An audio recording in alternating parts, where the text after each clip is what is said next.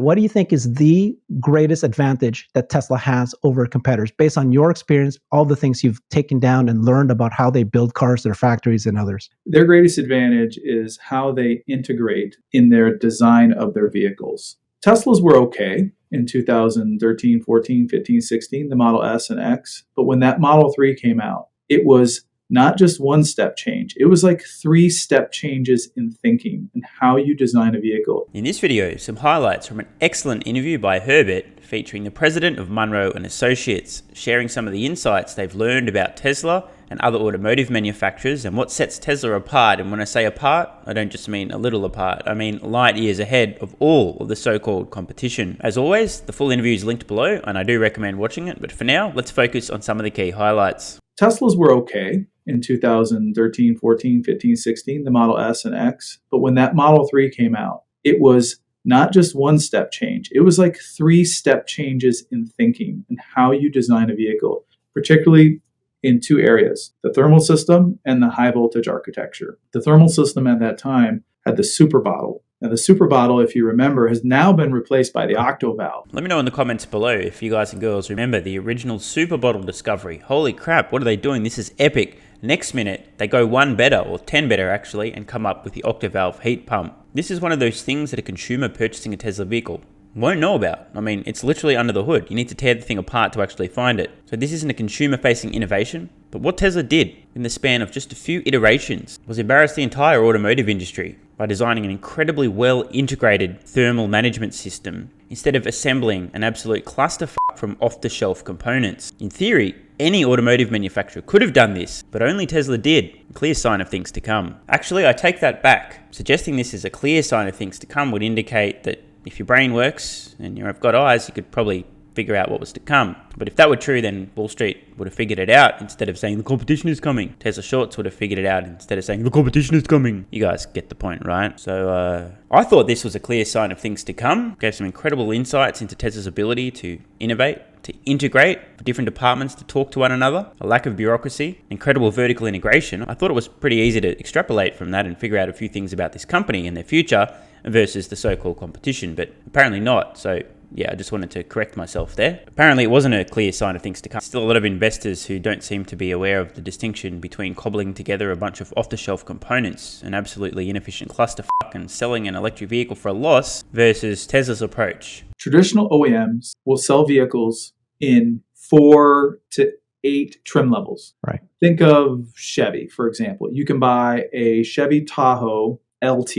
You can buy a Chevy Tahoe LTZ. You can buy a Chevy Tahoe High Country. You can buy a Chevy Tahoe RST. You can buy a Chevy whatever Texas Edition. Each one of these trim levels, they have small different variations in the exterior cladding, whether that's door sills, front fascia, wheel and tire package, mirror color versus mirror non-color. They vary the trim around the windows. Some are chrome, some are black, some are satin steel. You get different roof racks. The rear of the vehicle may have a different rear fascia. Some have quad tips for the exhaust. Others have a single. It's painful for me to walk through all of those things. And I know this because I actually drive a GM SUV. And I have a Denali version, which is different than the non-Denali, which is different than the AT4. Me just walking through the different trims of an American SUV means that each one of those has a designer and a design and release engineer, which means instead of making 250,000 fascias for GM's large SUV, they're actually making 50, 30, or 40,000 because not only do you have the GMC model, you have the Escalade, and then you have the Chevy. So it's the same vehicle built in Texas, but you may actually have 15 or 17 different front fascias that will go on a large SUV rolling out of the Fort Worth factory. Think of that line side complexity. Did someone say complexity? Cue Rip. Complexity appeals to stupid people.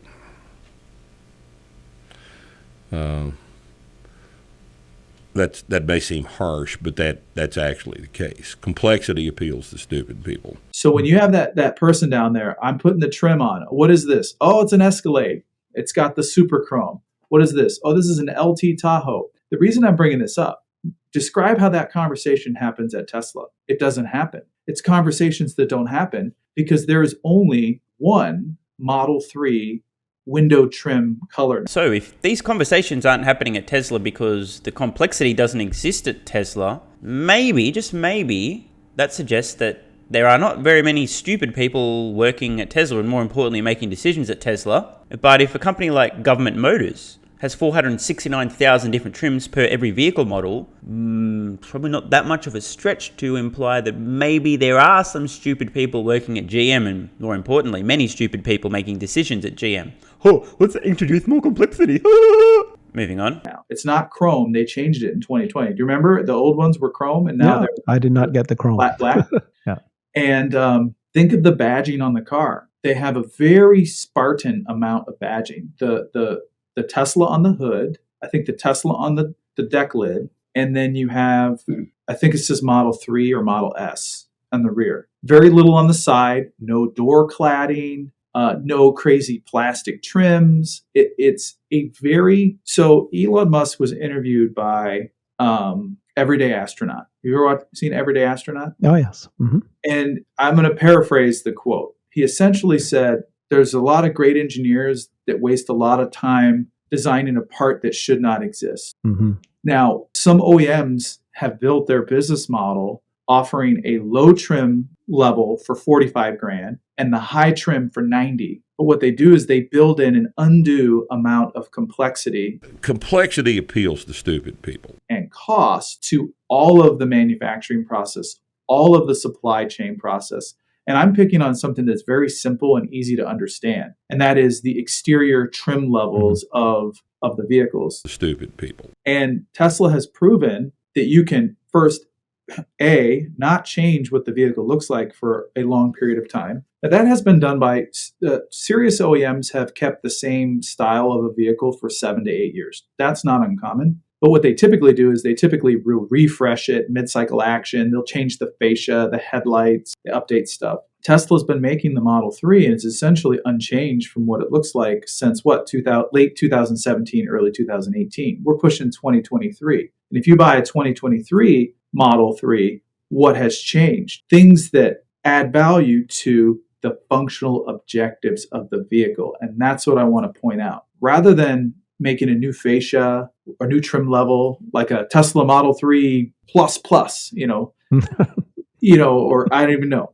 LTR, right? They could just make something up that doesn't actually add that much functional value. What they're doing is they put the heat pump in the Model 3 starting in 2021. Do you remember that?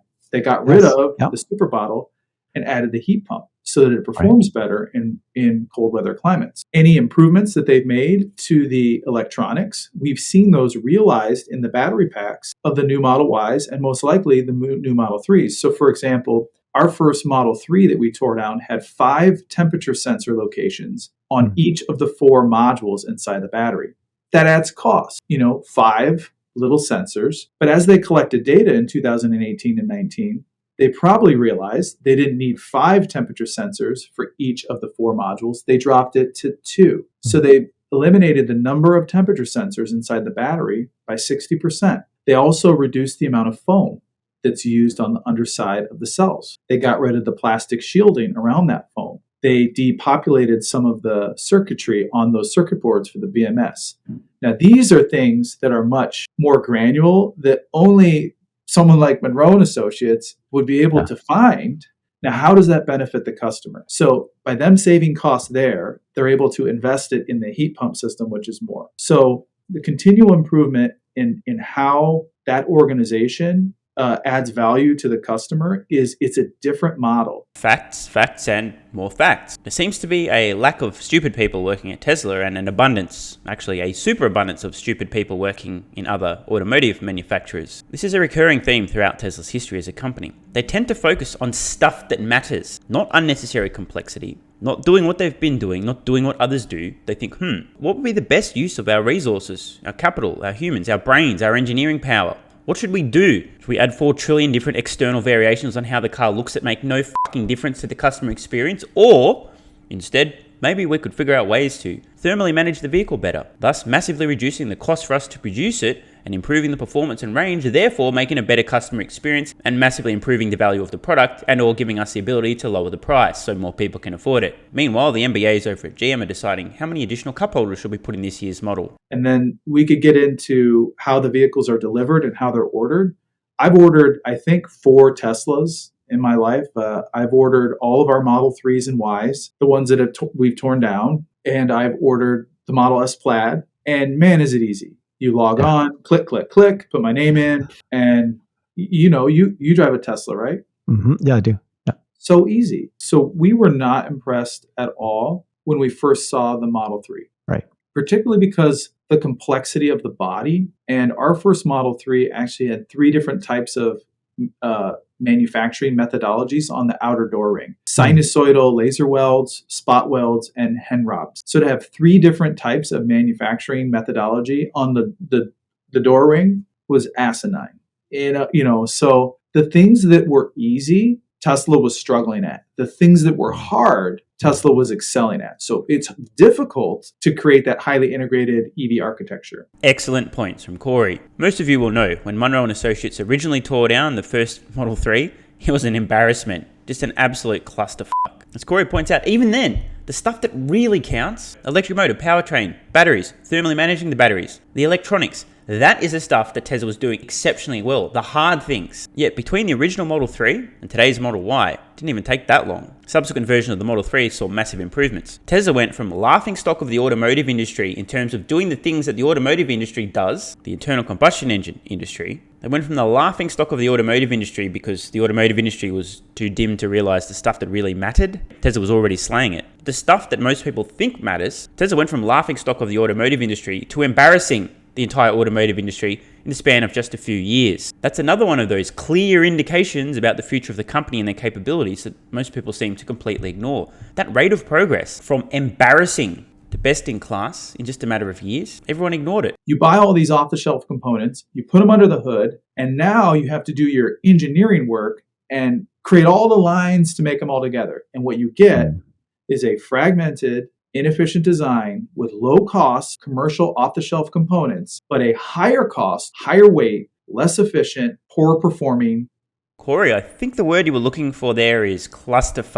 What you get is a clusterfuck when you buy off-the-shelf components, bring them in, and then have your engineers, different departments not even talking to each other. That's what's known as a clusterfuck in technical terms. Corey is far too polite to be using such terms, but that is the most accurate way of describing what he was referring to. Now you have a GMC. I mean, it's a wild amount of complexity. Complexity appeals to stupid people. With complexity, added variation. With added variation comes lower quality. So now you have the opportunity for that human to make an error in how they're installing one fascia versus the other if the clip strategy changes.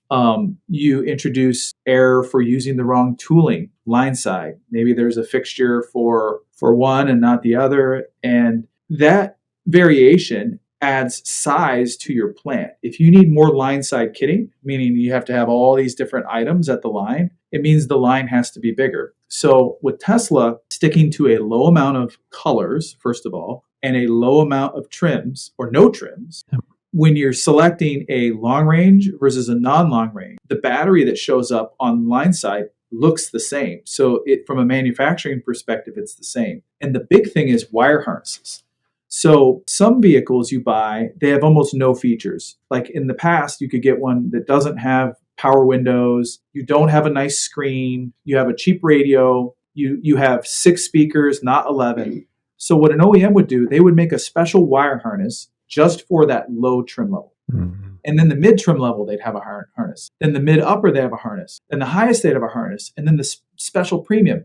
So they may have 6 wire harnesses. So now when you're installing a wire harness, you have to pick the right one. They have different pigtails. And the most common error for quality oftentimes is missed connections or pinched wires or all sorts of problems. We haven't verified this yet, but at the plant, you will have one wire harness for all Model 3s and one wire harness for all Model Ys because they're giving away FSD beta hardware on all vehicles. So if Tesla wanted to save $1 billion a year, I've said this interview, if you didn't order FSD beta, they wouldn't ship the hardware. And then if you wanted it, you could pay $15,000 and they'd send a service technician out to you and install it.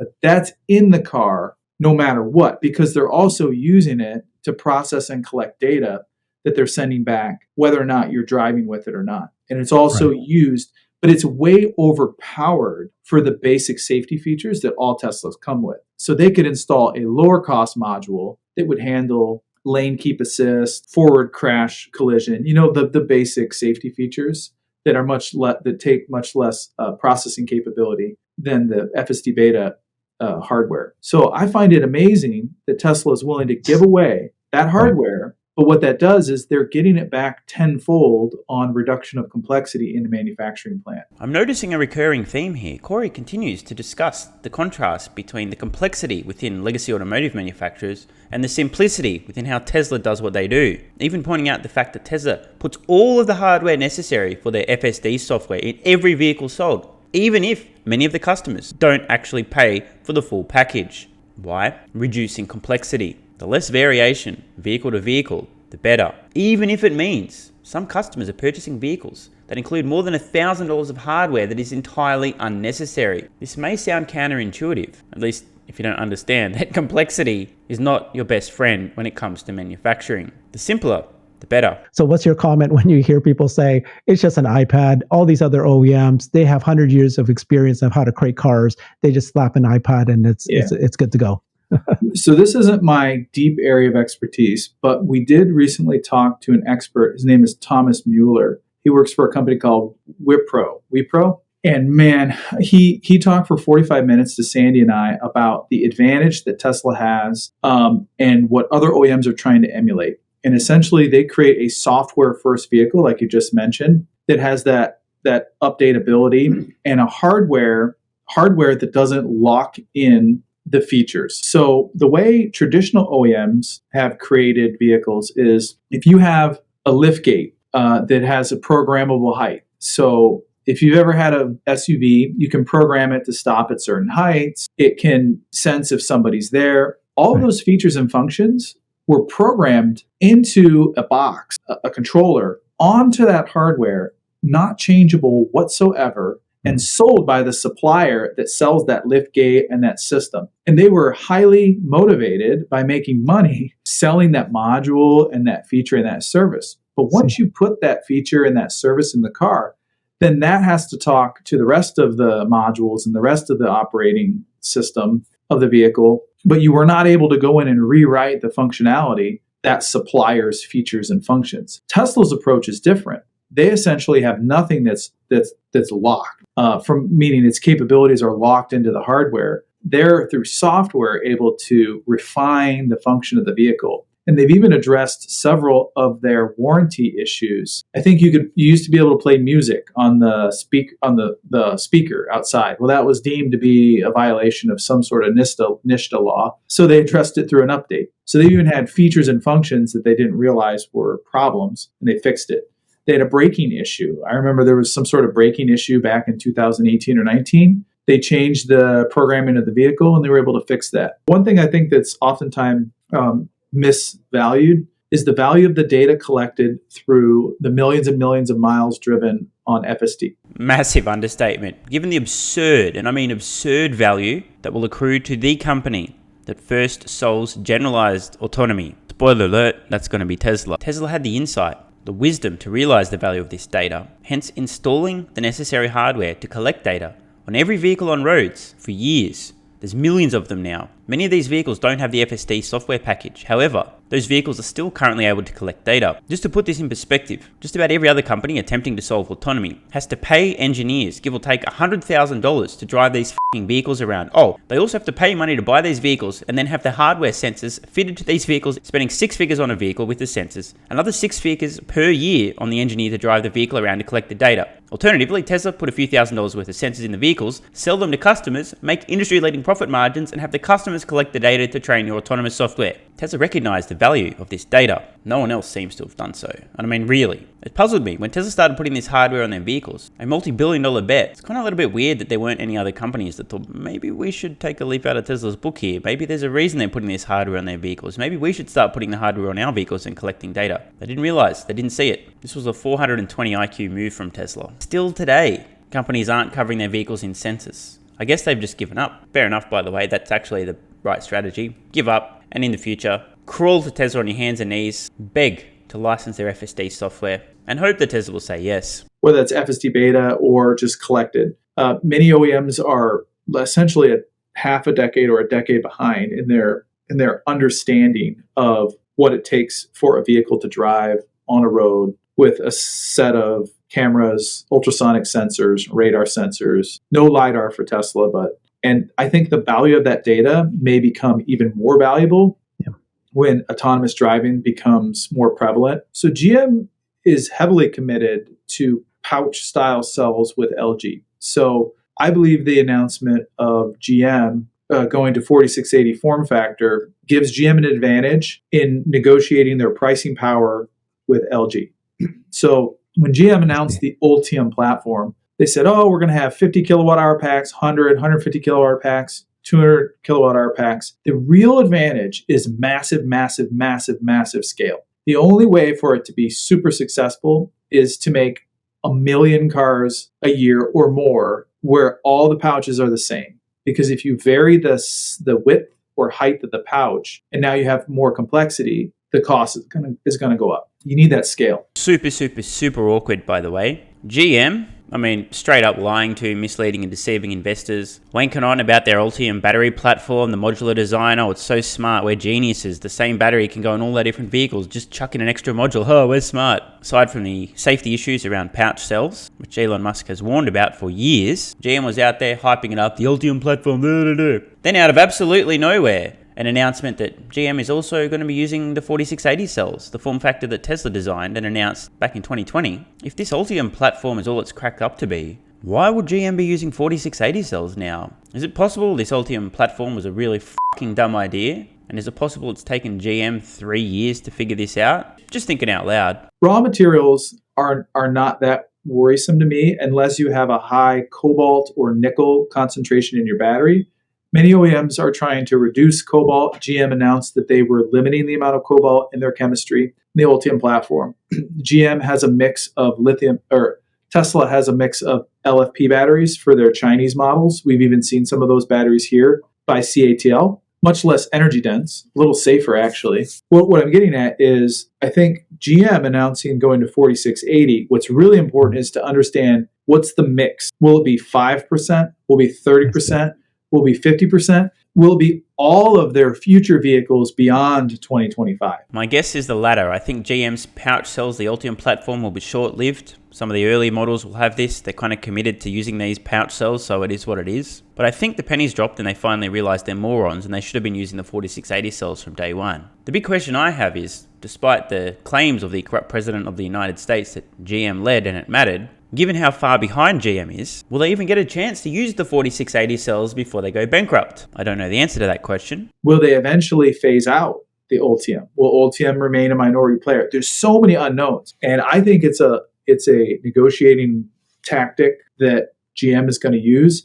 They probably had enough time to study the 4680 Tesla Model Y, in my guess. And because of that, they may see that it's a manufacturing advantage and a cost advantage over the pouch style cells. Pouch style cells are more expensive when you factor in all of the ancillary mounting provisions needed to secure those pouches together compared to a structural pack with a bunch of foam. I think the compact car will be a bad move. So the reason why it'd be a bad move, hear me out here. Inflation has done a lot of damage on the psyche of the American consumer. Now, we are still stuck. Like, I was born in the 80s. You were probably born in the 80s or older than you. Maybe, yeah. I don't know. I whatever. So I grew up where my first vehicle I paid $3,500 for, and it was a 10-year-old Nissan Maxima that cost $17,500 new. I love that car. Mm-hmm. It was amazing. I still would drive it today if I could find one in good shape. I actually, at one point, I owned 3 or 4 of them. I love the 4-door sports car. It had 185 horsepower, manual transmission, no airbags, no analog brakes, 4-wheel disc. I love that car. It weighed 2,900 pounds. Nissan Maxima, forever. Yeah. But my point is, that vehicle cost $17,500 in 1991. Factored in inflation, factor inflation, what would that vehicle sell for now? Mm-hmm. I think it's like $37,000. But look at what it actually costs to make that 4-door steel with no airbags, no anti-lock brakes, no ultra high strength steel. It would not pass SOAR. It would not get 5-star crash test rating.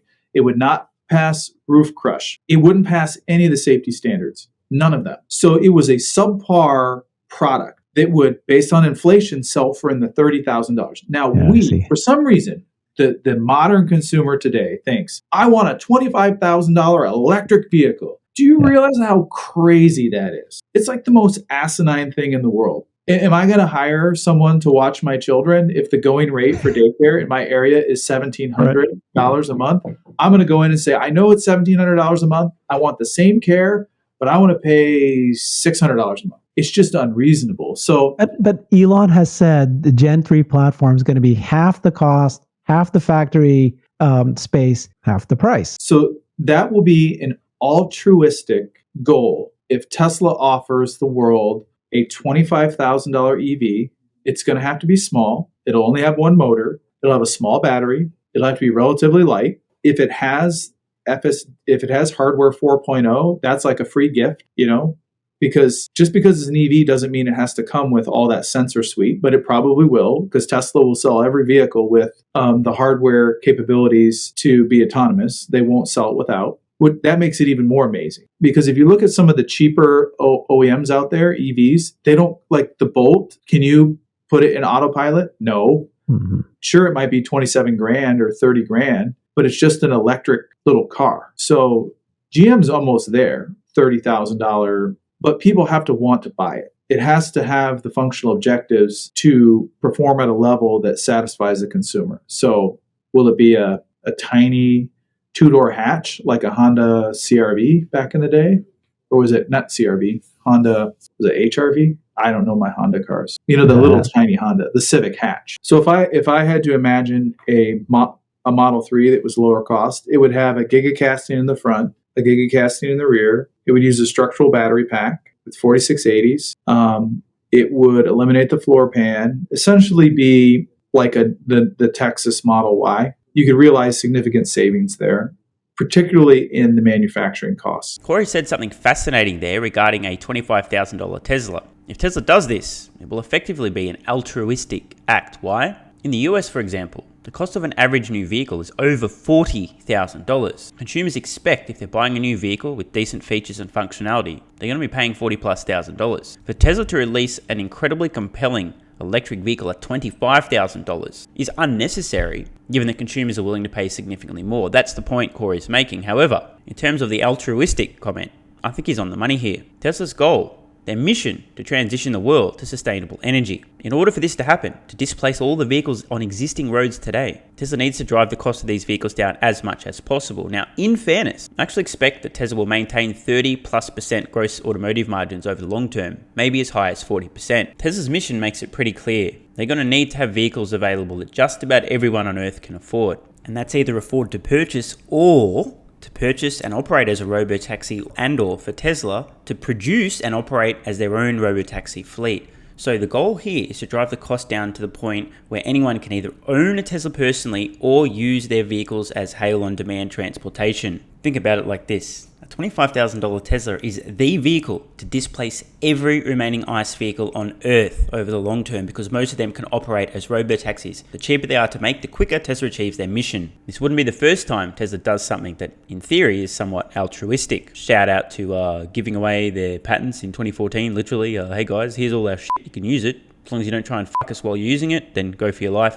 All free. Please, make EVs. By the way, this really did actually happen. Search all our patents belong to you. Eric does a great job. He reaches out and asks all these people, and eventually they say yes. The only one that always says no is Lucid and GM. They always say no. But everybody else, we get press vehicles from Chrysler, Hyundai, BMW. We get them and we test them and we film on them. So Corey was just discussing the companies that provide Munro Associates with press vehicles. Not to tear down, they have to buy those, but just to review, to look at. And Corey explicitly called out GM and Lucid, who refuse to do this. Everyone else does, but GM and Lucid won't. Why would it be that, the company that led and mattered and electrified the whole industry according to the not corrupt president of the United States. Why would that company refuse to give the Teardown Titan and Co. their vehicles? Why would this company not want these vehicles in the hands of the experts of all experts when it comes to manufacturing costs? They're definitely not trying to hide anything. It's not like they're embarrassed, is it? The same questions could be asked of Lucid. Why would they be unwilling to give Munro Associates one of their vehicles? Not to tear down, but just to borrow for a little while. Is it possible that they've got something to hide? I just want to talk to the guys in the room, about 95% of the audience, because I know this will be true for some of you. Women watching might get a little bit offended, but you'll also gain some insights into how men think. Any guys watching who've ever been seeing a woman on the down low, didn't want her to be seen with you? I think some of you guys understand where I'm going with this. Hopefully you can join the dots between GM and Lucid not wanting Munro Associates to see their vehicles, because it might be embarrassing. Buying the vehicle is relatively cheap, 100 grand. It sounds like a lot, but it's not. Tearing it down, cataloging it, photographing it, and then doing the cost analysis on it to create a report is expensive. Sometimes 4 to 7 times as expensive just to do the analysis. You're talking $1 million for a complicated vehicle. Some fascinating insights into the numbers behind Munro Associates. We just heard it costs them about $1 million, give or take, to actually tear down a vehicle. It's not just the purchase of the vehicle, but the documentation of the whole process, every part, all the labor, everything involved. About $1 million for a teardown. Then when we do the videos, that's just like gravy. We do the videos, we might make 50 to 100 grand off of the videos if they do well. Like on a Tesla, we tore down our 4680 Tesla from Texas. I think I wanted to do 20 videos on it. I think we did 20 videos. We made like $1,500 to $2,000 a video just on ad revenue. Damn, dude. That's like $30,000, $40,000 on ad revenue alone on those teardown videos for a single product. That's some impressive monetization. I mean, got to hand it to Munro Associates and Corey in particular. I believe he pushed for Munro to get onto YouTube in the first place. I mean, that's money for Jambro. They're already going to tear down the vehicle. A couple of YouTube videos, yeah, there's a little bit of cost, but still, you know what? Their Cybertruck teardowns are going to break the fucking internet. There are going to be millions of people watching some of these teardown videos. Not 100,000, not 200,000, millions. I reckon the Cybertruck teardown series will do at least 10, maybe 20 times that revenue. I, for one, can't fucking wait to watch Munro Associates tear down the Cybertruck. Like, you have no idea how pumped I am for this. And then we sold a couple $100,000 worth of 4680 cells, which was like on top of everything. And because of that, we were able to really justify. We wrote an engineering report that we also sell. So good news. Seems like Munro Associates are printing a reasonable amount of money, and hopefully the company will be around for years to come. Now, if there's one key takeaway from today's video, it's this. Complexity appeals to stupid people. That may seem harsh, but that's actually the case. Complexity appeals to stupid people. Just between you and I think Tesla knows this, and I think their competition doesn't. Go look on the websites of any legacy automotive manufacturer about their plans to produce electric vehicles, and you will see evidence of their stupidity and their fondness of complexity. We're going to have 49,000 different models available by 2025, featuring 27 different customizable options to suit all of our buyers and demographics, because we're appealing to everyone without complexity. You'll also see morons, keyword morons, claiming that Tesla's in trouble because they only have 4 vehicles you can buy today, S3, X and Y. Only 4. They're in trouble, man. Don't you understand? You need like 12 models per category at minimum. It's everywhere. It's really true. Complexity does appeal to stupid people. Tesla's full of people who aren't stupid. Say it with me, folks. Ready? Complexity appeals to stupid people. I guess that means if we reverse things, simplicity appeals to intelligent people. Would that be fair? Doesn't get much simpler than this. 1 scoop, once a day, every day. Athletic Greens AG1. One of the biggest hacks in my toolkit for feeling and performing my best. Athletic Greens AG1 is the very definition of simplicity. 1 serving, once a day, every day. You'll fill in nutritional gaps with 75 high-quality vitamins, minerals, and whole food source nutrients, plus improve your gut health, which can affect mood and energy, improve your digestion, support your immunity, and boost energy. Best of all, there's a 90-day money-back guarantee, and if you head to athleticgreens.com/SMR or use the link in the pinned comment, get a 1-year free supply of vitamin D3 and K2. And in a single serving, once a day, every day, simple as it gets. Fill in nutritional gaps, get almost everything you need, and start feeling and performing your best. And if it doesn't work, 90-day money-back guarantee, nothing to lose. And I'm very much looking forward to these stupid people in the comments explaining why this is totally unnecessary. Just do this, and this thing, and you'll get all these things as well. I prefer the simple option, but hey, That's just me. So head to athleticgreens.com/SMR, use the link in the pinned comment, or alternatively, you can write an essay in the comments explaining the alternative ways to tick all of these boxes. And don't forget, we're fast approaching 300 exclusive videos over on Patreon. If you're not too easily offended, not too sensitive, I highly recommend joining, looking through the archive of videos, and plus the latest content. So if you think you can handle it, I'll see you over on Patreon. Love ya. Complexity appeals to stupid people.